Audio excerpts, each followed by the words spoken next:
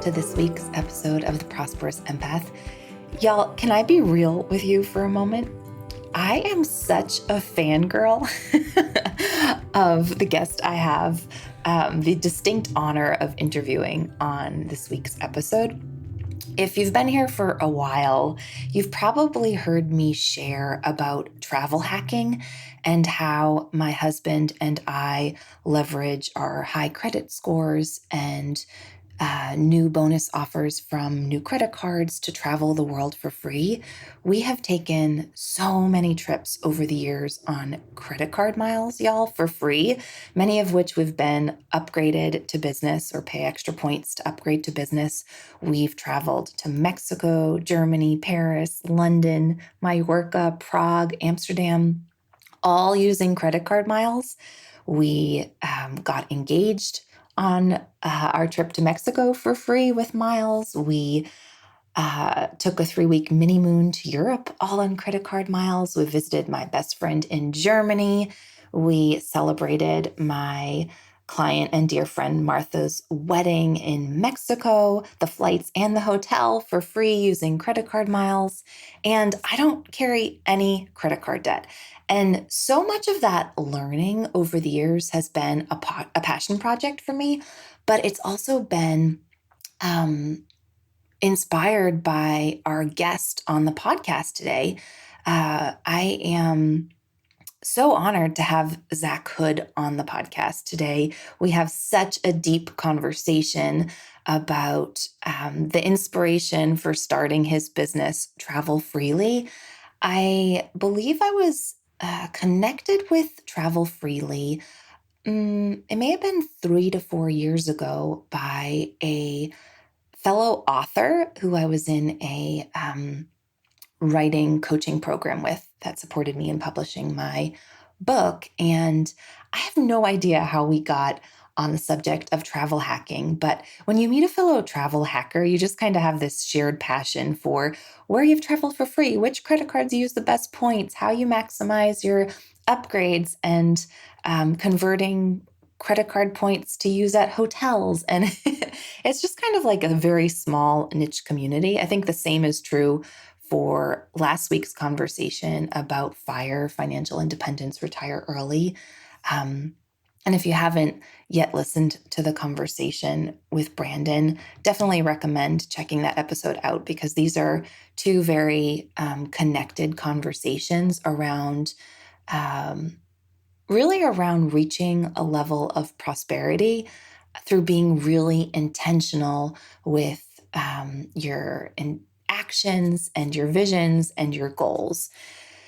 And so anyway, so I was connected with Zach through this fellow travel hacker, and he has this amazing app that really not only educates you immensely on how to travel for free, but also how to educate yourself and teach yourself to do this.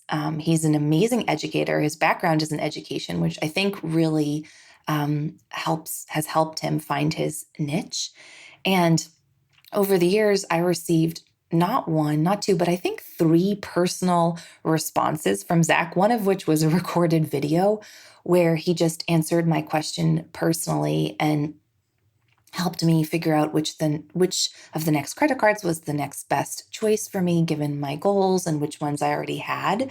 And I just deeply admired his care, his genuine care. Like it's so self-evident to me that he's a values-aligned, conscious creator. And I think we talk a little bit about that in the episode.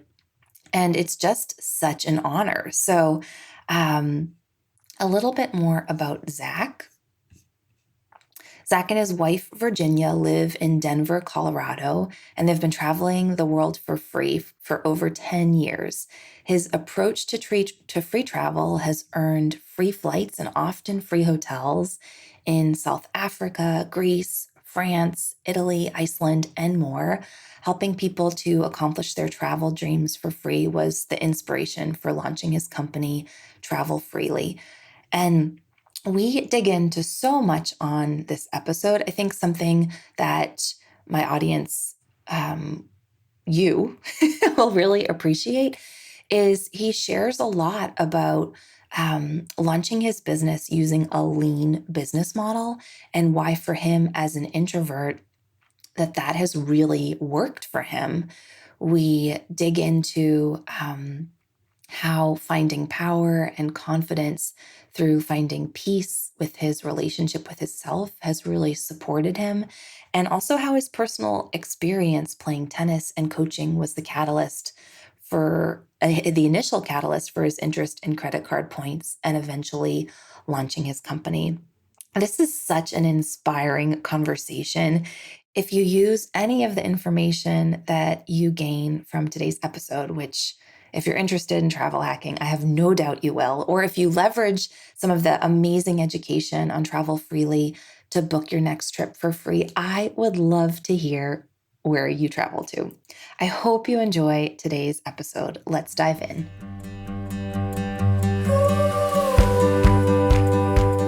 Hello and welcome to the Prosperous Empath Podcast, designed especially for empaths and highly sensitive entrepreneurs just like you who are committed to achieving holistic success. I'm your host, Catherine Wood, Master Certified Coach, author, mastermind leader, and founder of Unbounded Potential, a boutique coaching firm for empathic entrepreneurs. I'm on a mission to bring empathy back into the world of business. Each episode will focus on achieving more by doing less through leveraging empath-friendly leadership practices, boundaries, rituals, and systems, all the while continuing to care deeply about ourselves, others, and the world around us. If you are committed to joyful living and running a conscious business, but amassing wealth while doing so, proving that you can have both in a society that tells you you can't, then you are in the right place.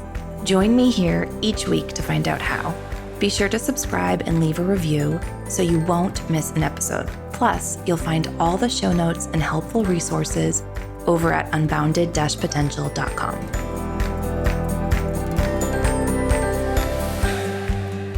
Well, like I said to you before we started recording, Zach, I am just thrilled to have you on the podcast today. One of my own personal favorite pastimes is maximizing new credit card offers so I can travel for free. And you're the number one resource that I go to and refer and educate myself on. So again, just thrilled, delighted to have you on the podcast.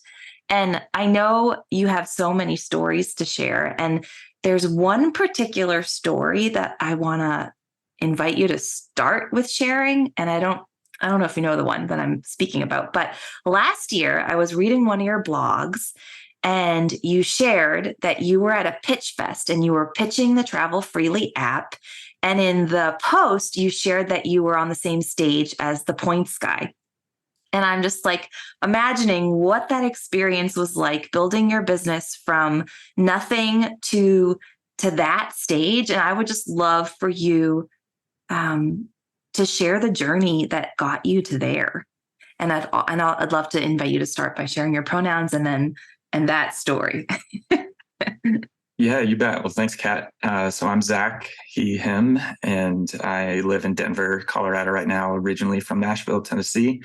And that story was very much a really cool milestone in what was a long, winding road to get to that point for being an entrepreneur and business owner. So that was a credit card specific conference, and it was about new apps that have come out. And I had spent, the whole COVID time creating the mobile app. Our website was up and running before then, but then when COVID happened, it was a lot of wondering what to do and what's this going to look like. And the big bet, kind of the bold move that decided on was to just go for something new and go for something that we've been wanting to do. And that was to create a mobile app that would go along with our website. And so we went head first into that without actually even knowing how to create an app. And when I say we, it's myself and a developer and a kind of business development friend consultant. And so it was another round of just a learning curve and trying to find answers and see how difficult, easy, whatever it would be. And so went on that road, and that took about a whole year to get from no app to creating an app for Android and iOS. And then about another year after that, I would say, or a little less, got invited to this app showcase. And there were, I think, 5 of us. And I am coming from being a nonprofit director, a elementary middle school teacher, and no IT developer background.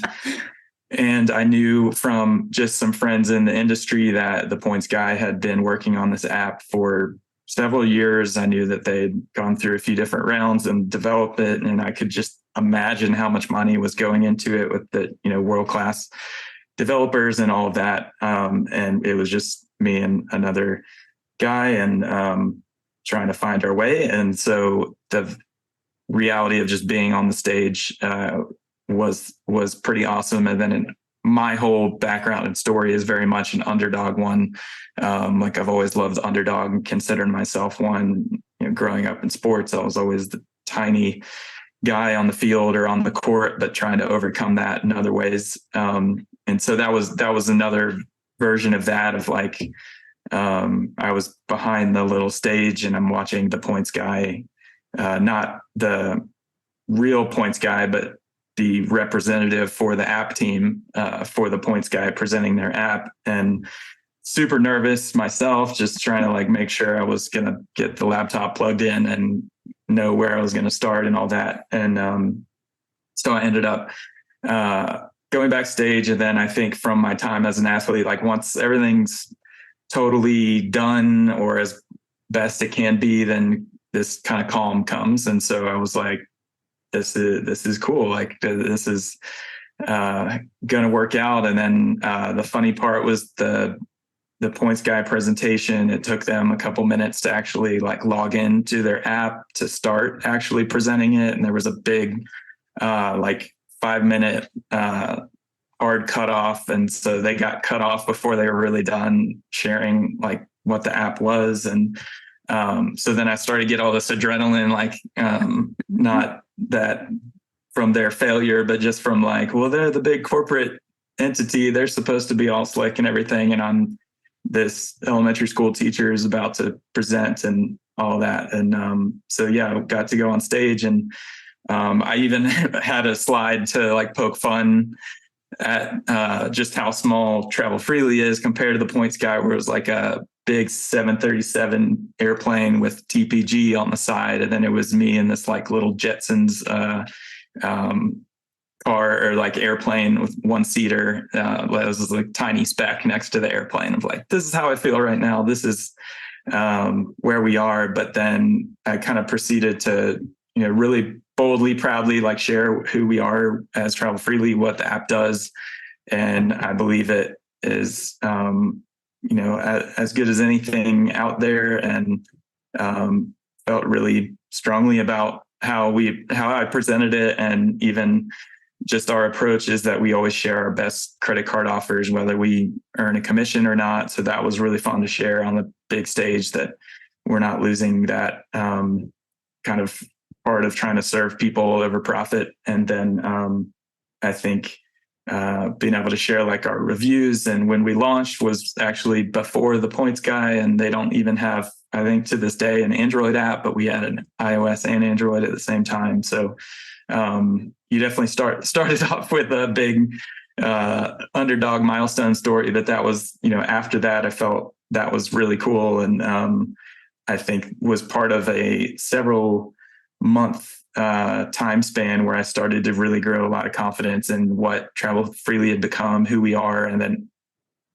also, I think for people out there, there's, the imposter syndrome of like, do I measure up with other entrepreneurs, other businesses, other apps in this case, or whatnot? And at some point, just kind of shedding that skin, and that time on the stage was part of that, and realizing like a lot of the things that I perceived as like weaknesses or things that we didn't have put together ended up being really good strengths for the small business that we have, and the trajectory that we're on, and being able to really listen and understand where people are, what they need. And that has always been possible because we're a small team and talk to people using the app and needing help and all of that. So that was a really fun part as an entrepreneur, I would say. If that was something that could be like mounted on a wall, that would be a fun memento. And the one irony, sad part of what I just said was they like recorded all the sessions from that conference. And for some reason that time when I was up there talking, there were internet issues. So there wasn't any recording. It was like the moment in time was there, and then it was lost. But anyway, that was a very fun moment to know that you can make it, and there's room for all sorts of entrepreneurs and people with different backgrounds. And very much so, even the points guy was a motivation for me to create the app, because I thought there was something missing from what the industry had at the time. So it was a full circle moment all the way around. Totally. I mean, I can only imagine. I can't believe that the internet went out. What a glitch. But honestly, like, I've worked with a lot of former teachers turned entrepreneurs. And I think that teacher entrepreneurs have a real gift to be able to clearly communicate their message and their offer. And I'm sure it was amazing. And yeah. And what a cool experience to have someone who was your mentor or your inspiration for starting your business, which I didn't know, and then get to share a stage with what their company is all about, even if it wasn't him. Like, that's just such a cool story. And I love so much of what you shared. I have so many follow-up questions. But I think the piece that stands out most is the underdog comment, because this podcast is for heart-centered entrepreneurs and empath entrepreneurs and sensitive entrepreneurs. And I think that in the business world, we're often related to, where we relate to ourselves as underdogs, because we're potentially not as bold or not as loud or not as in your face about what we're offering, or, what business solutions or problems we're providing solutions for. So I think that my audience will really relate with your journey of being the underdog. I certainly have personally been, other people have, not expected much from me in the past. And I think that oftentimes provides a real source of motivation or tenacity or grit to go after what we want. And it sounds like being the underdog, kind of wearing that archetype, has been a big part of your journey. Yeah, absolutely. I mean, from a very early age, I mentioned the sports, and even before that, I even have memories. Like I had a tumor in my left kidney when I was 18 months old, and had it removed and had treatment over about an 18-month span. So I don't remember that, but my parents obviously definitely do. And kind of that was something they shared with me as I was growing up, of just kind of how lucky I was to be alive. Like the doctor, who was just a regular doctor, found that on a checkup, and it was early enough to detect and remove and be able to kind of treat. And so that was something that I always had this sense that, like, there's something that, like, I overcame that, and there's a reason sort of I'm here. And I feel very grateful for that. And then that carried into sports, I think, most directly, where I loved soccer first and played a lot of soccer, and I had to wear this kidney pad over my jersey that was like a football pad, but it looked huge on me, and would always have kids asking, why are you wearing that? Or but I was really small, but I was also like really fast, and I just put my head down and like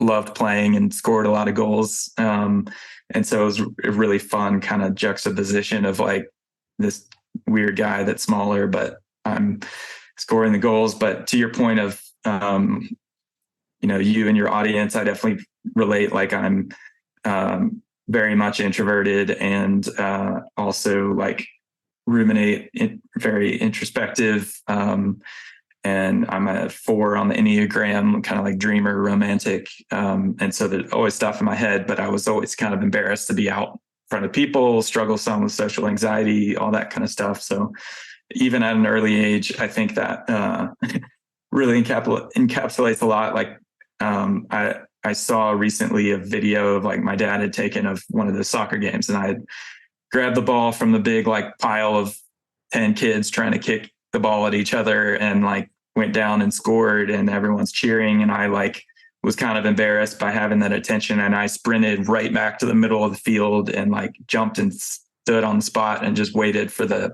play to begin. And I think that was sports was an outlet for me to be able to like just get lost in something else and not be too self-conscious about what was going on. It was like the game and the field was like more comfortable than any other place. So that carried on in a lot of ways, like kind of skipping forward to still being a small guy, like growing up and throughout high school. And I ended up playing a lot of tennis, and tennis was a little bit of an equalizer for height. You could be a big, tall guy, but lose to somebody that was much shorter because it didn't really matter how big you are. And I ended up being able to play that in college, and that was a really cool experience as well. And then the underdog went way beyond that. We could talk more about that as well, but it definitely is something that has been a huge part of my story. I think like one word that comes to mind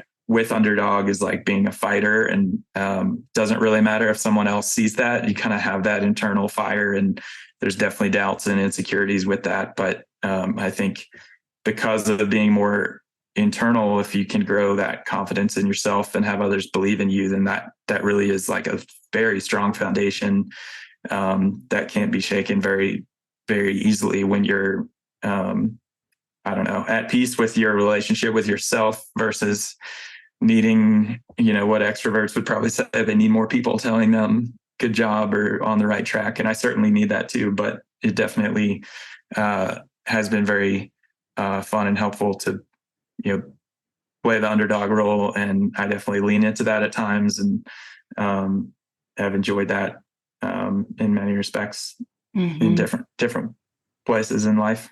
Mm-hmm. I mean, I'm smiling over here. I know this is the first conversation we've ever really had in person. And as you're speaking, I need to know. Have you ever taken do you identify as an empath or an HSP, a highly sensitive person? Have you ever read anything about either of those labels? So my wife is a mental health counselor, and so I have not, I guess, like gone too deep in that, but it's pretty obvious. I definitely am in that area. And my son, who's 4, is definitely a highly sensitive kid. And so, I think our family there's a lot of it there. I mean, you certainly strike me as resonant, like everything you're saying. I'm like, oh, so similar. This was the perfect podcast guest. But I mean, I think the reason I'm smiling is because, one of the traits of highly sensitive people is that we're highly conscientious. We're always considering other people and keeping other people in mind. And we're often really humble. And everything that you're sharing, it just strikes me as very humble. Like you have a very humble personality and demeanor, and yet you've built something really incredible, Zach. Like really, really beautiful and inspiring, and makes such a difference for so many people. And I mean, I guess I'd just love to give you the invitation to share about this, like, just beautiful freedom creating platform that you've made available for so many.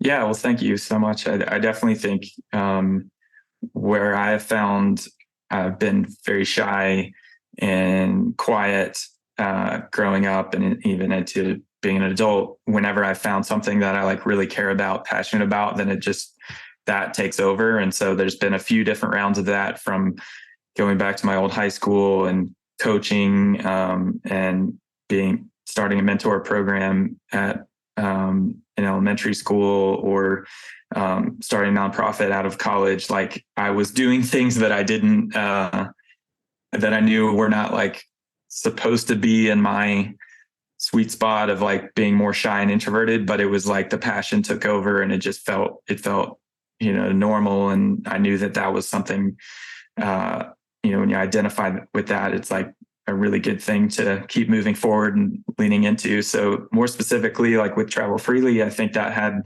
a very organic beginning. And now is where it's my full-time job, and started another kind of sister site and app around cash back rewards, and definitely feel like hitting a stride in that. But it was not definitely like a very small beginnings while I was still teaching, using my teacher's salary that was very, very tiny to like help develop and grow it. And so Travel Freely came in its I guess mission and purpose is really to allow people to travel more than they ever thought, or go to places they've always dreamed of, and make those dreams come true, by the use of credit card rewards, points, and miles, and learning how to do that in a very effective way without really a whole lot of thinking, because you can utilize your regular everyday spending to earn these rewards. And if you do it the right way, you can earn a lot in a short amount of time. And so that was something that just happened to me, first of all, like probably around 2010. And I can go deeper into how I discovered that if you want. But yeah, I'd love that. Please. Yeah. So I was teaching at my old high school right after college. The backstory to that was I'd had a back injury while I was playing tennis in college, couldn't play anymore, went back to Nashville where I grew up to finish school, and then had the opportunity to work at my old high school, which was an all boys school, and kind of volunteer as tennis coach. And I found out that I loved doing that. And I was very much like scared of the corporate world, and scared of like getting into like some hamster wheel of a job and couldn't get out of. And I'd seen people do that and was nervous about holding on to things I cared about, and had an older brother who had an alternative kind of path after college, which was inspiring to me. So I basically decided to go back to my old high school, and took the job of intern, where I did get paid, but pretty small salary, and got to teach and coach and work in the counseling and alumni development office and all that. And anyway, while that was going on, near the tail end of that, I had this, I'd been dating my wife at the time for a while, and it was becoming more serious, and was remembering this like pact I made with myself, which was about 10 years prior, when I was 18. So I'm jumping around my timeline a little bit, but when I was 18, I used to be a really good tennis player, had the chance to go to southern France and play in these tournaments around the small cities, which was like extremely epic, but also and a lot of fun, and one of the coolest early cultural experiences I've had. And there was a part of the city that was like our home base, which is a really small town next to the Italian border. And there's a small part of the old town up on the top of the hill, and there's a big church that was built by like the royals of Monaco in like the 1600s, I believe, and had this cobblestone floor to it. And anyway, that was a place I found on one of my last nights over the 6 weeks that I was there. And I just had this voice in me say, this is where I'm going to propose to my wife one day. And it was just a very weird, but like confident feeling. And also ironic, because I had not even had a girlfriend at that point. Like, and so that was just very weird. But the romantic in me was like, this is the coolest spot I've ever been to, and had that feeling. So then fast forward about 10 years later, when that became real, I very much like remembered that, and had thought about it, and it was just sort of something that was a flickering light, I would say, that basically was like, well, that's not very practical and that's pretty hard to get over and do. And the budget's not there, all that kind of thing. And literally a few days later, after I'd kind of like gone away from that idea, a friend emailed me who was older than me and kind of had been in the credit card world a little bit to get free stuff. He emailed me about this offer that was for a ton of points, and the marketing said it was enough for 2 round trip free tickets to Europe. And if you met about $2,000 worth of spending in 3 months, I think. And so I actually emailed him back and I said, you know, despite all the dreams and the hope of that Southern France proposal, I said, like, there's no way that's true. Like, it's a gimmick and there's fees and there's all sorts of hidden stuff.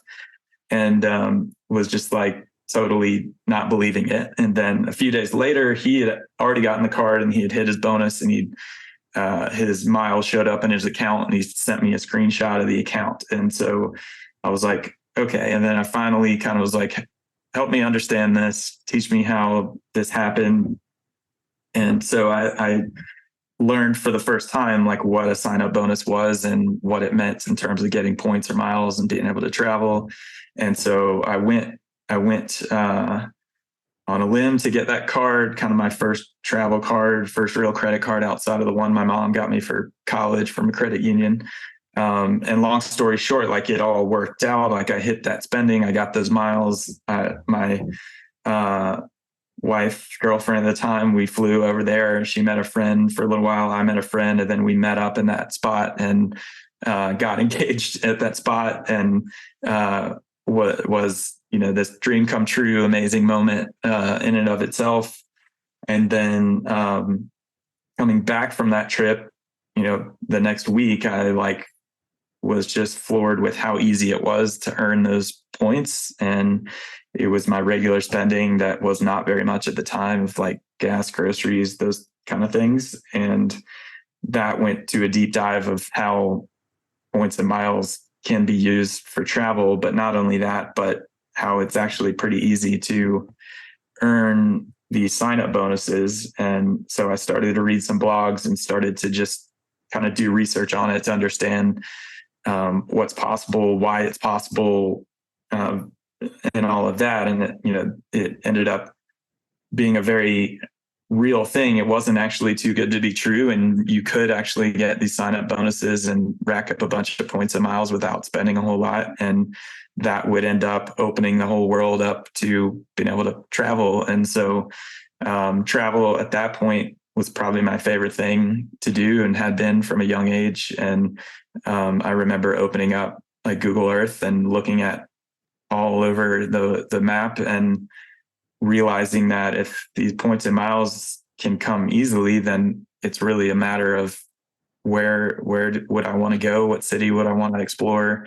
If you could get anywhere for free with a plane ticket. So that is how it really started for me, and didn't look back. Started traveling to all these really cool places, and friends and family like couldn't understand how I was able to afford it or how we were able to do it. And my wife and I got married and started traveling.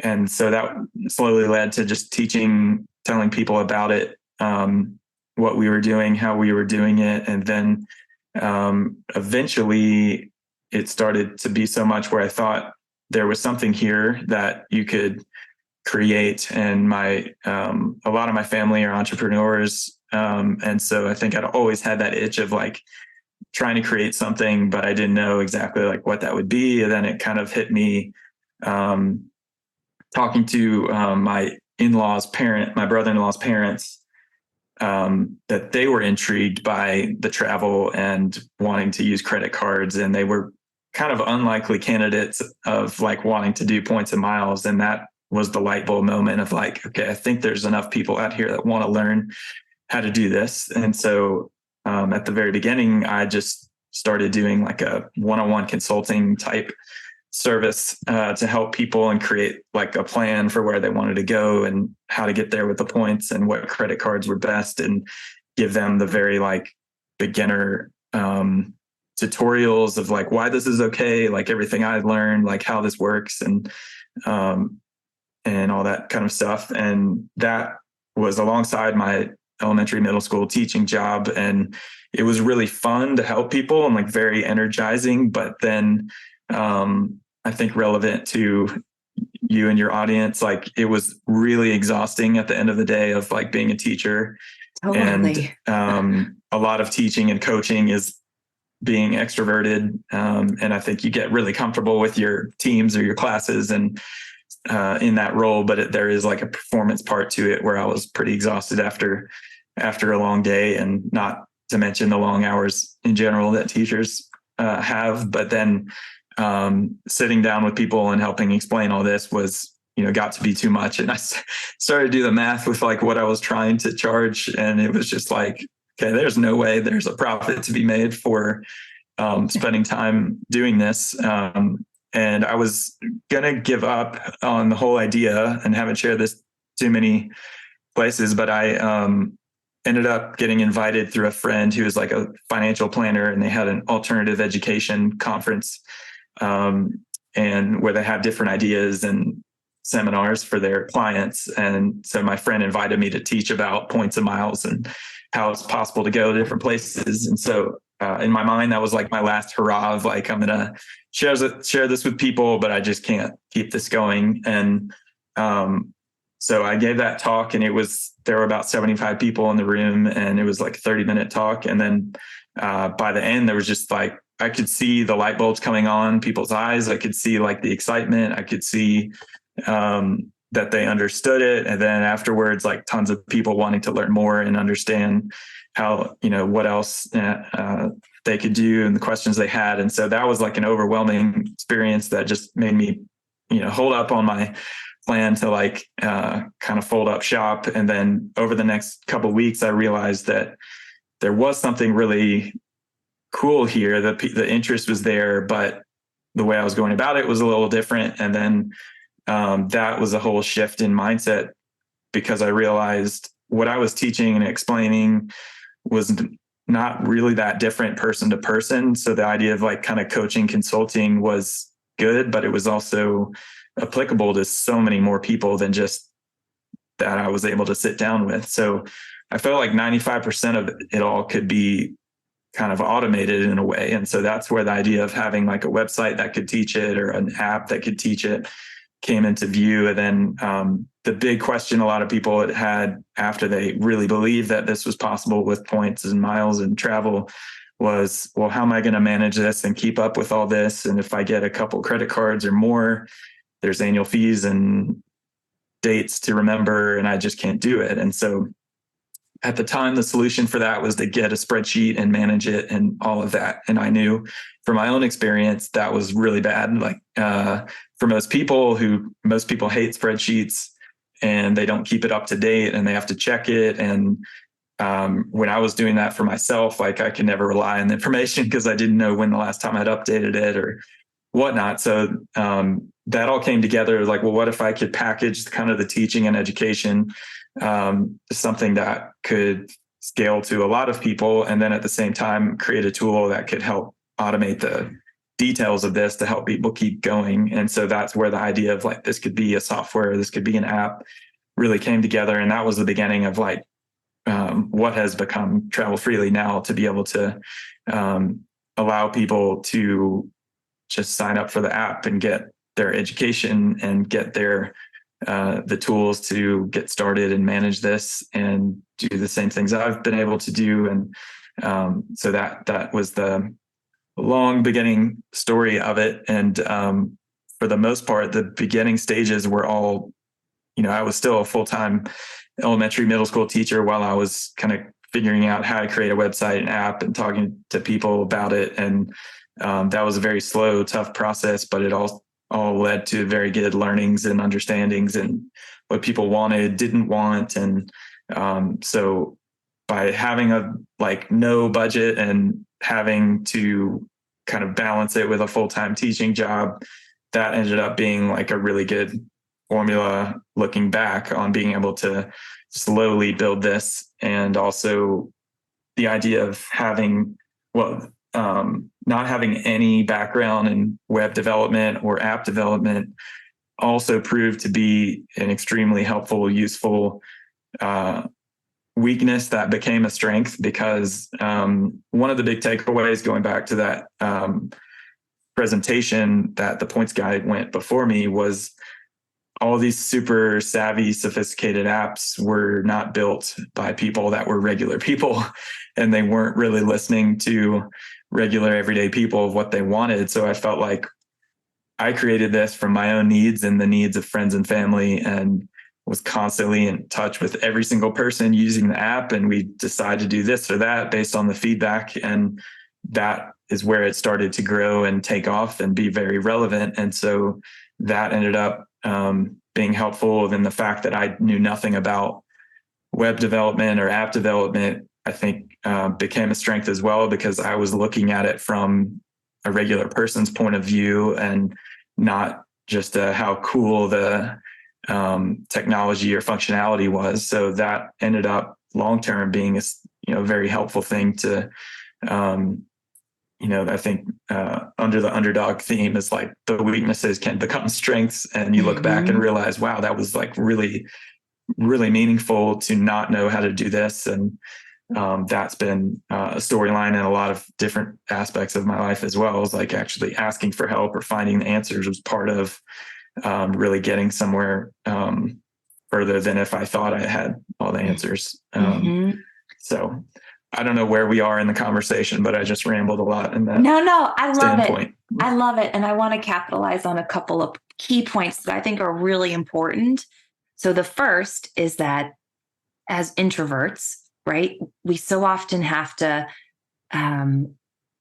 build a business model that's aligned with what works for us. And so I loved what you shared about just realizing that the one-to-one model of coaching people, that it took too much energy from you, and then assessing and realigning, what's the freedom-based business model that actually works for you, leverages your strengths, and allows you to take care of your energy.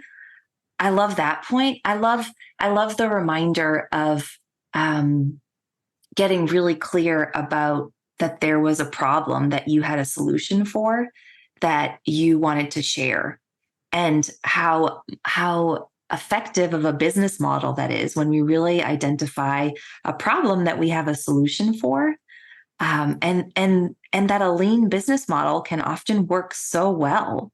Yeah, absolutely. I think that was definitely a gift to understand how to use these points of miles early on before it kind of cracked into the mainstream, which I think it has a little bit now, but there's still millions of people that can learn and understand this. But I think that was another aspect for me, and probably being an introvert, was thinking I wanted to really have this be a small team, and the business itself felt pretty low risk in terms of doing it alongside another job. But then the fun part too of building out the website and the app was that with the technology and the tools, it didn't matter if 20 people are using it versus a million. It kind of was the same operation, and it could scale, and you could have our app can be on the App Store built by 2 people versus a corporate huge entity that's still one app on the App Store. And that was just fun. Like, I think timing and where the world is in the economy and business is that you can compete with those that are much bigger than you. And I think that you can do it how you want, and you want to try to do it how you want, because you want it to be successful. So if it starts to be successful in a way you don't want, then that's an even bigger problem, most likely. Totally. Yeah. As empath entrepreneurs, right? Like, so many of our businesses is the natural expression of our interests, our passions, our hobbies, or what we care about. And you shared so much about how much you loved travel, and how much travel served as an inspiration for you in life. And I think specifically for empath entrepreneurs, that's so often how we come into business, because we just so naturally want to share our values, our visions, our passions with others. And so I just love that reminder that when we care so deeply about whatever we go into business before, people can feel that genuine nature. Like people can feel that genuine care. It's so often one of the first things people reflect to me when I get on the phone with them is they can just feel how much I care and how much it means to me. And I think that really separates it separates the type of businesses that we run from others. Yeah, for sure. And I think from my end, there were, several things in that vein that that were really helpful. And I think how much you care also probably revolves around actually being able to listen to people and hear them and, have an emotional IQ. And I think that for me, that came from nonprofit world and teaching and my personality. But then as got into business side of things, it was like almost like a very much like a secret weapon to like actually hear and understand people and be able to reflect that and speak to that, because a lot of others maybe don't do that. So be able to understand and listen and be able to name those pain points and identify with how people feel and how to go about solving it is really helpful. And I think a couple other things that come to mind was like early on being more sensitive, and also I guess there's this general sensitivity of who you are and personality, but then like of your idea and like, is this going to work and be successful, which I think all entrepreneurs probably feel, whether they're super confident looking on the outside or not. But I definitely walked around with that and wanted it to be successful, and had various people chiming in on if this would or wouldn't be successful. And one older friend shared that he really thought my business was kind of a niche business that was not appealing to everybody. And that almost like helped settle me down to realize I'm not trying to do this for every single person. And kind of the social anxiety I had and put into my business role was that I would be really down or charged up if someone was negative towards the idea or had a negative experience. And the idea of this isn't for everybody was super helpful in those moments to realize that. And then I think from a marketing side, learn more concretely that you have your marketing personas of who your audience is and who you're trying to help. And the more you can be accurate with that, the better your product service can be. And then at the same time, it's just as important to know who your anti-personas are, the people that definitely aren't going to be interested or won't get over the hump to join and be part of it. And that was a big light bulb for me of like, okay, I'm identifying these people, and these are the ones that either don't get it or have questions, and I know they won't get past that part. And it was really helpful to almost like be desensitized to what previously would be sensitive. And I'd want those people to understand more than the 100 others that did understand. And so that was a big way of being able to let go of this certain segment of people that weren't going to just get it. And I, was from nonprofits and education. I didn't have an MBA. I didn't understand any of that. So it was like super helpful to get some of those tips and realize that I don't need everybody to like it or know it. And if can keep going in this certain way that feels right to me, that will hopefully lead to the success, and other people will gravitate towards it, and you can keep running with that instead of trying to satisfy everybody. I mean, I think it's really freeing to be able to really clarify who we're not for. I think that there's some permission giving that allows for empaths to really say, oh, I'm not for you. This is what I'm about. And this is what I stand for. And this is what I believe in. And I'd love to ask you about that, because, I know for me, like, even as I'm referring people to you or referring people to this idea of, leveraging sign-on bonuses to travel for free, like, I'm always a little cautious, like, oh, is this for you? Like, are you the type of person who's going to be able to responsibly participate in this type of travel while also not, spending beyond your means. So, and I think of Dave Ramsey and how he talks about just paying with cash. And I'm like, no, my brother really loves Dave Ramsey, and my brother and I love talking about finances, and he's really a proponent of Dave Ramsey. And I feel like there's just a gap in I guess it's actually it's twofold, because I really want to encourage anyone's financial planning system that works for them to work for them. Because if they have a model that actually makes them feel empowered around finances, then that is, of course, the most important. And how do you decide who your people are, and respectfully and proactively educate those who aren't for your model?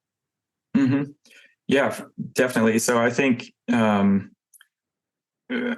couple thoughts on that. For me, I definitely wanted to make sure this was only beneficial for people and not harmful. So irony of what you said, I grew up in Nashville, which is where, and more specifically a suburb of Nashville, actually where Dave Ramsey was from and where his offices were and his radio show. That's hysterical. And from, middle school, I would say 90% of the time, my mom and I would drive home listening to his show and all the stories. And so I was well versed in that, like from 6th, 7th grade on. Okay, just for the record, I come from the Susie Orman camp. People first, then money, then things. Nice. So I came from a very conservative understanding of like being smart with your money. And I think my parents instilled that of like being a saver and all of that. And then Dave Ramsey took that further, and hearing all these tough stories of people's backgrounds. And then out of college, I read some of his books and, felt empowered by them. And then that was the, like, really the background to me emailing my friend back, and who told me about the credit card offer, because it was so ingrained in me that credit cards are evil and there's no way this is true. And like, there's all these things that you're not telling me. And so I think, to fast forward to now, I definitely see, part of that anti-persona was actually just, if anyone mentions Dave Ramsey and they seem really set in their ways with that, then they're definitely not ready for this, or they don't want to do this. And they're not the audience I want to talk to. And I don't have to be mean about it or anything, but just like, I don't think this is for you or whatnot. But now I think there's so much more education around personal finance, and I've been to a few conferences with personal finance content creators that are YouTube, Instagram, and they're like incredible, savvy, educated people that are sharing this with younger people and everybody. People doing like wacky, fun things on TikTok, but they're former CPAs and they really know their stuff, and they're explaining in a way that, the only way I could learn some of it was actually just reading Dave Ramsey's book, because that didn't exist, and social media, totally, and all that back in the day. So I think there's so much more content out there for you to learn from and identify with. And, going back to what Travel Freely is about, is really like this secret way of earning a lot of points and miles with your own monthly spending. And if you have a good credit score and you're responsible financially, your credit score is the secret weapon to traveling the world for free. And instead of just feeling like you've got a great credit score and you should be proud of that, like, why not use it to earn a lot of free travel? And there's so many myths out there about credit scores and how this impacts you. And early on, that was the biggest issue for me, to try to educate people and help them understand what was fact from fiction and how credit scores actually worked. And there was actually, a financial education piece to, if you think this is too good to be true, or you're not really sure, then you need to learn this first. And that was all that, and it still is part of helping a beginner get started with Travel Freely, is learning this actually improves your credit score. And it also is very much a legit thing. And here's why. Here's how the banks make some money off of this. Here's how they make money on every purchase. And they're happy to have you as a new customer and all these kind of things. So that was definitely a fun part of like bringing that education. And I think especially in the last 2 years, like there's been a lot more understanding around what your credit score is and isn't, how it is impacted personal finance education, so that everyone's just a lot smarter these days, and you don't have to really go deep on a lot of those subjects because people already know. But I think like anything, people have their really good areas of content and helping people, as Dave Ramsey does. But I felt like at some point I kind of outgrew his message, or at least some of it, and also understood like he's talking to a certain audience and he's got all these things on the record. And if he's going to go back on what he has to say about credit cards, or if he's, has to risk certain people not following that advice in a great way, then it's going to be really tough for him to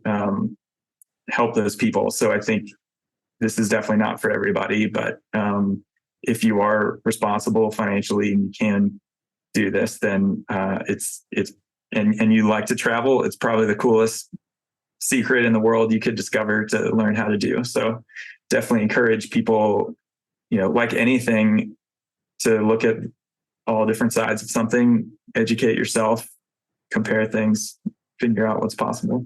Mm-hmm. I mean, I love all of that. And I love the reminder of how much permission having a good credit score, how many doors that opens.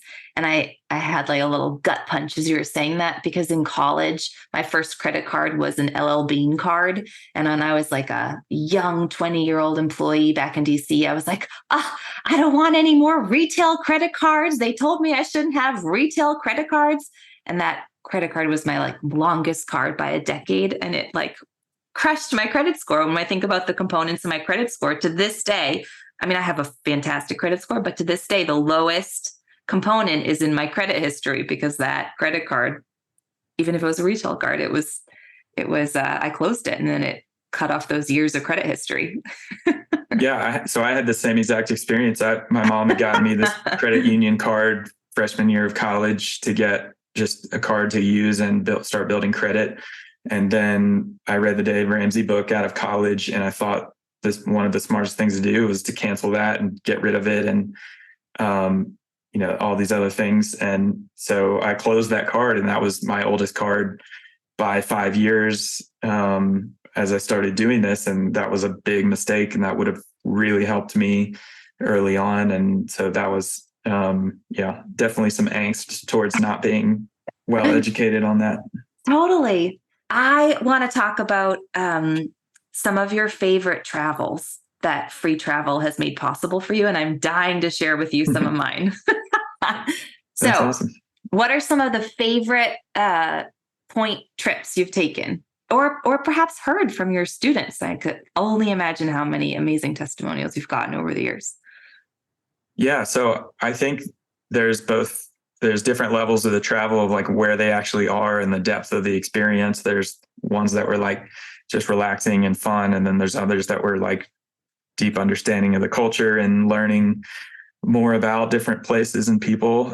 So one that definitely stands out was I was able to go do a tour of Turkey and Greece, and was able to afford that tour because of getting free flights over there.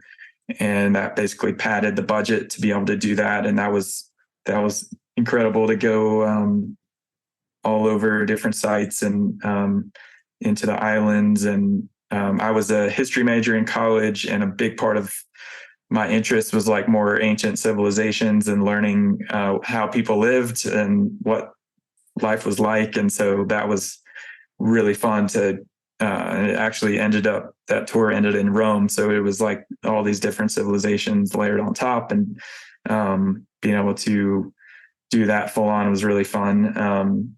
And then let's see, South Africa was another awesome trip. I got to do like a short, not a big full safari, but a short one. And I had a friend that I got to visit who was like an exchange student from high school, and got to get in a great white shark cage, which was like my biggest fear was sharks. And so that was a huge moment to be able to do that. And then let's see, I'd say another big one was going to Iceland for several weeks with my wife and a good friend. And a friend and I both love fishing. And it was during the summer when like basically it was dark from like 3:30 a.m. to 4 a.m. because of their light situation. So my wife would go to bed at like 10 p.m. at the Airbnb where we were. Then he and I would go out fishing for several hours because it wasn't dark. And it was this kind of like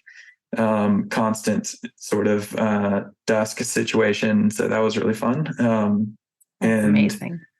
We also went to Peru and were able to do like a tour of Machu Picchu. And, a lot of the travels, I guess, one of the big themes for us and from early on was that because of using points and miles, which normally always meant free flights, it also meant maybe some free hotels and then potentially other points you can use for any travel expenses like car rentals or trains or whatnot.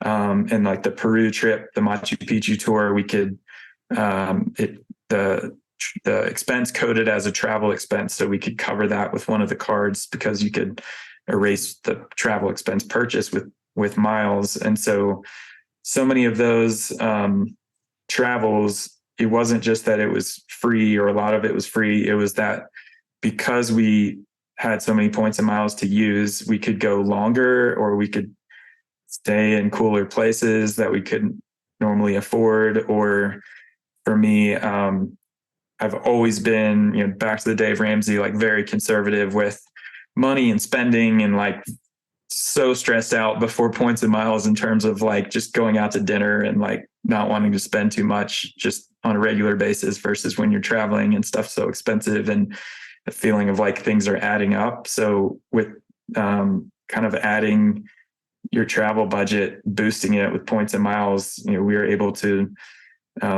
be a lot less stressed on those travels in terms of knowing how much we were saving, but then also being able to go for things like go to a really nice restaurant that we never would have gone to if we hadn't saved money. And then the Machu Picchu tour was like a private one. So it was just a very small group. And then, it was very much a lot less stress in Iceland because Iceland was like rainy in a lot of the places where there was like the famous waterfalls or, landmarks, the big glacier and different places where you would want to like really experience and have this amazing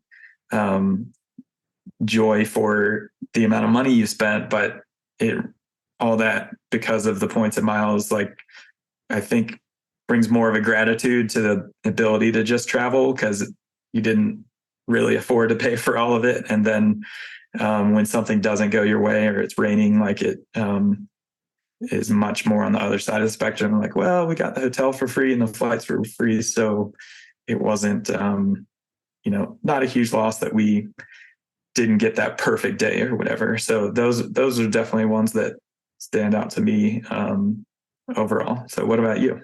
I love it.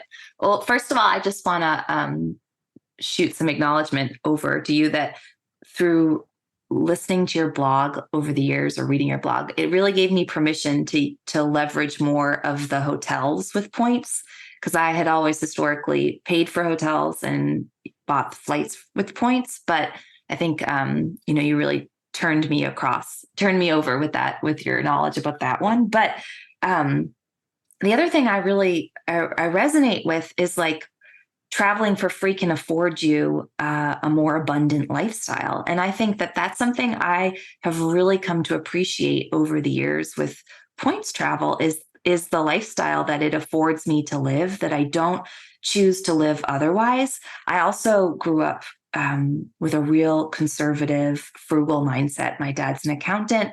My parents were, children of parents who lived in the Depression. And, we were always like very frugal growing up. And so even allowing myself to, fly in business or buy a nicer hotel room. Like that is something that Points has really opened my eyes to, along with my husband who really loves luxurious travel. But I'm really grateful for being able to allow myself a more luxurious lifestyle traveling, because that's a huge mindset component of increasing your wealth consciousness. It's really allowing yourself to live a more wealthy lifestyle as you allow yourself to make greater levels of income. So it's kind of been mutually supportive for me. And over the years, my husband and I have been together for a decade now, married just under a year, but together for a decade. And so many of our relationship milestones have been with miles. That's been kind of a way that we've really celebrated our relationship over the years, is traveling for free. So our proposal trip to Mexico was all paid for with miles. Later that year in Thanksgiving, we traveled to Germany and to Paris, stayed in this gorgeous 5-star hotel in Paris for 3 nights, all with miles. And then more recently, we traveled to Switzerland, Mexico more than once, El Salvador. But most recently, we took our honeymoon for 3 weeks last December to Mallorca and London and Germany and Prague and Amsterdam. And it was all in miles. And That's awesome. It's just been a really fun way. And we love to travel, and it's just been a fun way to even kind of like deepen the enjoyment of the travel experience, because when you're doing it for free, it's just like it brings it to another level. It's like you get to enjoy the trip on so many dimensions in so many different ways. Yeah, I totally agree. I think that has been one of the, coolest, most like untalked about aspect of it, is when you're getting so much free travel, what else that actually means. So, to do luxury travel, but actually not have paid for it, puts you in a different frame of mind of like, how amazing the room is or the hotel is. And it's all from a gift perspective versus like, well, it better be because I paid a lot of money for this. And, people are thinking like that if they did pay a lot. So it frees that up quite a bit. And being able to not sacrifice the budget at home in order to do trips and travel is also, I think, was something that has been a big stress for me of like, well, if we want to do this, that means we can't do this, or we need to justify that in some way that, based on monthly expenses or something. And this kind of takes that element out of it. And then from the very, frugal minded, like accounting people, the points and miles you're earning are also like tax free in terms of what you're actually spending. So if you're buying fancy hotel room with after tax money, that's even more expensive to you with your budget versus the points and miles that are not getting taxed. So on all accounts, it's a very fun hobby. And if you love to travel, it's very much addicting to think about where you can go, how you can use the points. And it really is. I'm definitely a dreamer and love possibilities. So that the hardest thing is just choosing and figuring out where to actually go. And there's actually a sense of like sadness when you pick the spot, because it means all the others aren't going to happen at that time. You've got to go to one spot. I love that. It's so true. Well, I know we're wrapping up here, and I really want to leave on, I guess, just giving you an opportunity to share what's next. We were talking a little bit before we hit record about how much we both value a freedom lifestyle and a freedom business model. And I know you and your family have some travel coming up. So what's next for you? Yeah, so we are definitely entering a new phase, and we have for a while wanted to get out of the country and spend an extended time somewhere. And so we are going to be heading to Australia and New Zealand this fall for a total of 9 months, 3 months in Australia and 6 months in New Zealand. And my wife and I took a short little scouting trip earlier this year and went to a few different cities in New Zealand to try to land on a spot because we have kids and trying to figure out what this looks like with them and schools and all of that. And that's really been a culmination of a lot of the work with the business and being able to get to that point where we can have the freedom and flexibility. And one of my really main goals with whatever business that came about was going to be having a more flexible lifestyle and being able to kind of have more control over what we want to do and how we want to do it. And from my nonprofit background, in the long-term future, I really want to be in a spot where I can serve and help people and balance that with a job. And so that was on hold for quite a while with COVID and not sure how that would end up panning out. But this has been the first time we've been able to kind of plan and look towards doing something like this. So it's exciting and stressful thinking about making this big adventure, but we're definitely looking forward to it. And it's a new set of challenges to be outside the US and different time zones and all of that. But we've been hoping to do that for a while. And so this will be really fun to step into and go for. Totally. Super inspiring. I'm so excited for my audience to hear your story and your journey and what's next for you. And I really appreciate you just hopping on here to the podcast, being a yes. I'll throw it out there that if you ever decide to launch an online course, I am your first beta tester. Mark my words. Sounds good. Thank you. I'll take you up on that. And as we wrap, I'd love to invite you to share what has supported you most in becoming the prosperous empath you are. That's a good question. I'd say there's a lot of resources and books I've read, from project management to lean startup business principles. So you can definitely Google and find a bunch of those. Even for some people, there's a lot of articles now talking about how introverts it's their time because now we're remote workers, and people that are louder in meetings and just spout out whatever they think, maybe don't do that anymore because it's you're working remotely, and the people that are more thoughtful and have better things to say will come about. So I think that's been fun to read as well. But I would say the most important thing for me have been people, some consistent through the last several years and some that have come in and out. But so I think my final words would just be to think about who can support you in what you're trying to do and who may be a few steps ahead or years ahead of what you're trying to do. And that's something I always heard from other people of think about who's doing what you want to do or doing it how you want to do and learn from them. So my brother's been that for me, my dad a little bit, and some other friends and people that I didn't know at all, but just reached out to and said, hey, I'd love to ask you a question or get to know you better. And so I think that would be the idea of trying to find some mentors or friends that can speak into what you're doing. And it's really, really hard to see what you're doing and how you're doing it when you're right in the middle of it. So having friends, family, and other people to, encourage you and in that is definitely helpful. So I think if you start there, then all the other stuff of check out this book or read this article or talk to this person, all that kind of comes from finding the right people because they, have essentially failed more times than you have, and they've learned from it, and then they can pass it on, and then you can be better off. So I think finding really good people to that you trust and respect can make a huge difference. Mm-hmm. Yeah, couldn't agree more. Especially for empath entrepreneurs, having those value aligned mentors who we trust and we want to hold us to our dreams is so important.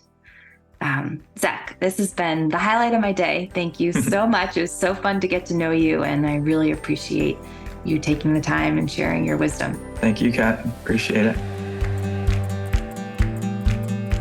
Thank you so much for listening today to this episode of the Prosperous Empath Podcast with me, Catherine Wood. Make sure you subscribe and leave a review so you don't miss an episode, and so more empaths just like you and me can find the show. As a thank you, each month, one lucky reviewer will receive a 60-minute coaching session with a member of our Unbounded Potential team. You can find all the show notes and bonus resources over at unbounded-potential.com. Thank you so much for listening and locking arms with me to bring empathy and prosperity back into the world of business.